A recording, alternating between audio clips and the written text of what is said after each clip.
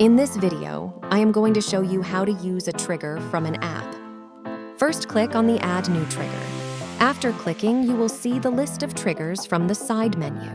Scroll to the bottom of the list to find the app triggers. They will be a gold or yellow color. Select a trigger and then select a possible filter. Filters will help you break down more when you want this workflow to be triggered and help your use case. At the end, make sure to click Save. Let's learn how to use the response data of a trigger. This could also be referred to as the result. First, add an action. The action will always come after the trigger. This makes it simple to know you will have the response data for all actions after the trigger. Let's add a note for this example.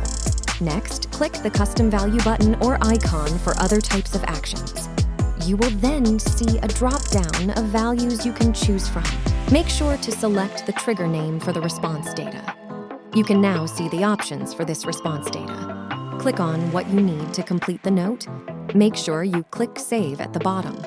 You can add your response data for a lot of actions like custom fields, custom values, SMS, email, Facebook Messenger, Instagram, DM, Google, My Business Messenger, tasks, notes, opportunities, internal notifications, and many more to come in the future.